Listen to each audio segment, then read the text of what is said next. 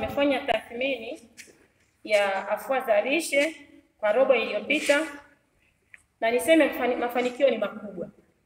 Tumepata changamoto ndogo ndogo ambazo baadhi ya wazazi walikuwa hawajaelewa umuhimu wa kutoa chakula, lakini changamoto za chakula ambazo baadhi ya familia wanazo ambazo ni ndogo ndogo, familia zisizokuwa na uwezo ndio zinakabiliana na changamoto hizi, lakini shule nyingi tumeona kwamba watoto wanapata chakula shuleni.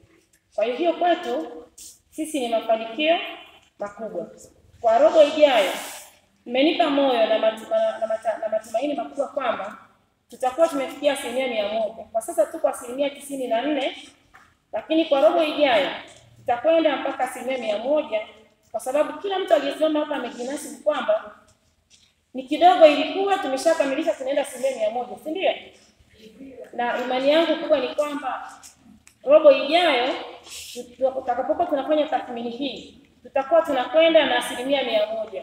Na naomba hiyo 100 ya ukweli ambayo inatija kwa watu, isiwe 100 ya kuiambia ya kusomea taarifa kwamba ni 100 ya unajua kuna ile ya kufanyia sifa, si ndio? Lakini iwe 100 ya ukweli ambayo ni ya ukweli, ambao mimi binafsi napenda mimi ni mfuatiliaji.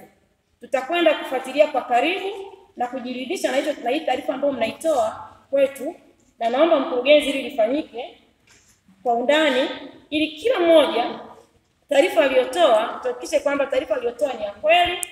Na mimi nitumie fursa hii kusisitiza sasa, chakula shuleni kwa wilaya yetu, hasa kwa shule za msingi, ni lazima, kwa sababu wazazi wengi wanajua watoto wanaosoma sekondari ndio muhimu kula shule, kwa sababu watoto wengi wa shule za msingi wanarudi nyumbani. Kwa hiyo chakula cha kuchangia mtoto akala shuleni kinakuwa sio muhimu kwa watoto.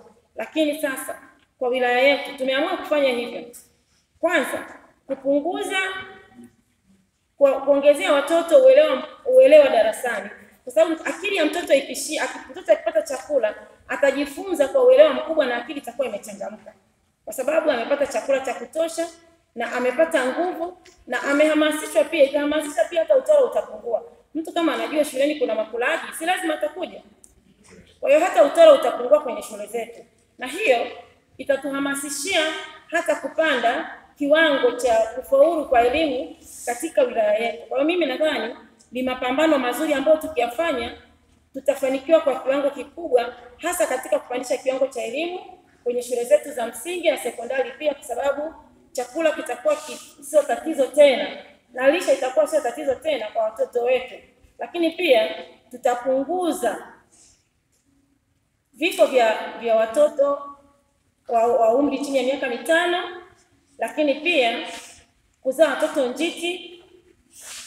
Hiyo ni changamoto ambayo pia itakuja, kwa sababu kutakuwa na lishe kwa kina mama wajawazito. Watazingatia ulaji bora wakati wakiwa wajawazito. Lakini pia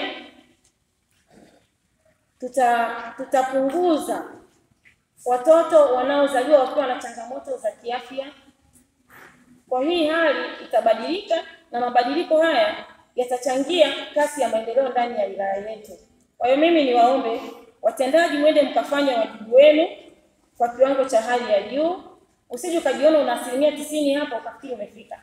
90% inamaanisha kwamba kuna shule moja au mbili chakula hakiendi. Hiyo hatujafanikiwa, kwa sababu ukihesabu hiyo shule watoto wanapozidi 100 ambao hawali, bado kama wilaya tumefeli kwa kiwango kikubwa.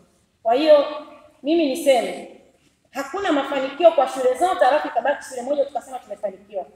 Tufanikiwe kwa 100%, hayo ndio yatakuwa mafanikio kwetu. Na viongozi wa dini, shehe na wachungaji mlioko hapa, naomba mtusaidie kuongea na waumini wetu kuhusu swala la lishe, lakini swala la chanjo hii mpya ya polio ambayo imeongezeka katika chanjo za watoto mkaitangaze huko, ili mafanikio yawepo makubwa, ifanikiwe, kwa sababu watoto kwenda katika mtoto kupata polio ndio ashakuwa mlemavu tena.